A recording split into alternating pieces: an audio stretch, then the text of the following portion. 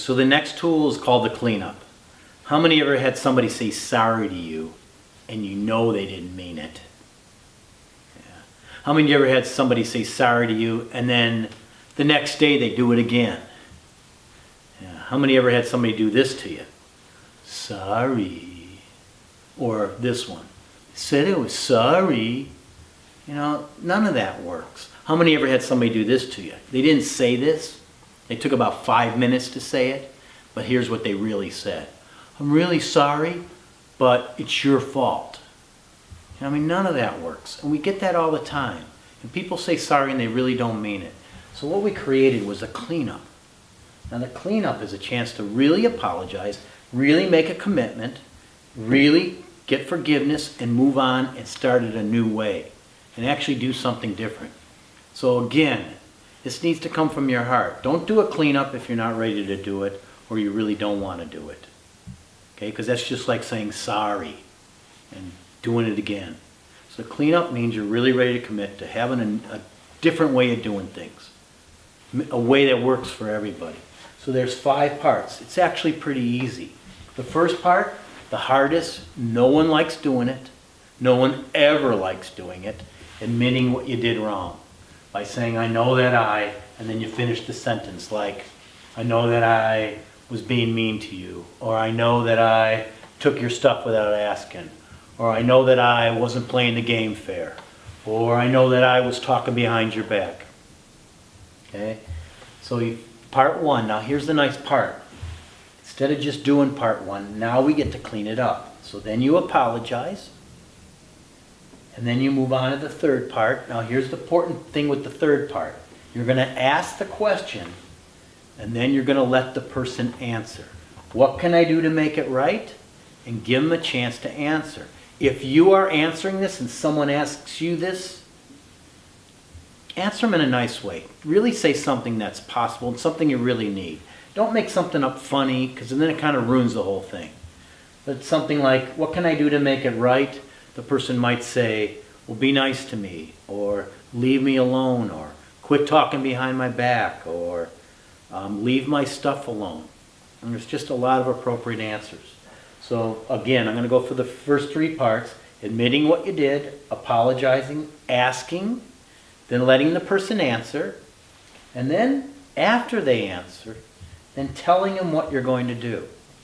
If you can't do what they asked, like they ask you to do something and you say, you know, I'm not sure I can do that, then work with them.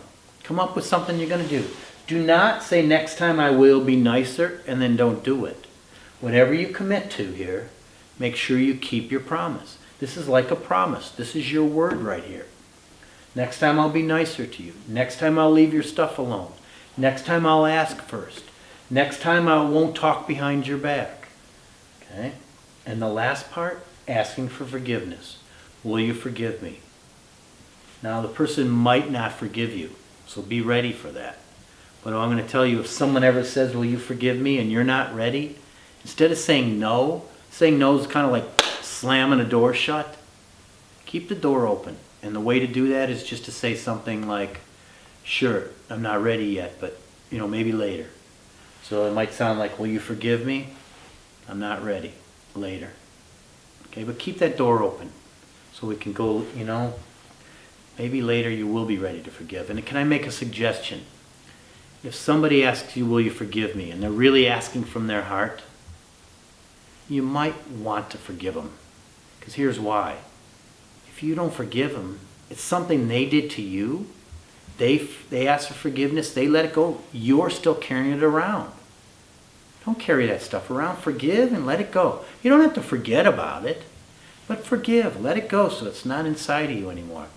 Be free. Okay? So let's go over 5 parts. Real simple. Make sure you wait for the person to give you an answer. Make your commitment. And then, like I suggested, let forgiveness happen. It's an amazing tool. Here's what we're going to do. We're going to put up a couple of things that might have happened, and you'll get a chance to practice doing the cleanup with each other. Better to practice it first, then when it's really happening, you get good at it. Okay, so check it out. Go ahead and practice like 3 or 4 different ones. We'll be back. Thank you.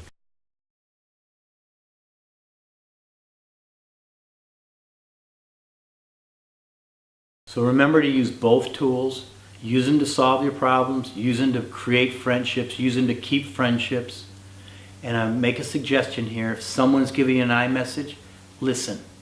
Let it happen. Don't push it away. If someone's giving you a cleanup, open up, forgive them, let it go. Let's move on. Let's have a better life. Let's get along with each other better. Let's have more fun. I mean, come on. Sometimes we just hold on to too much and we get too mad about everything.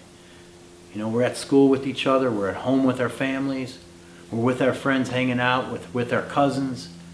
You know, we don't want to carry all this stuff around. Let's clean it up. If you make a mistake, do a cleanup. If someone hurts your feelings, do an iMessage.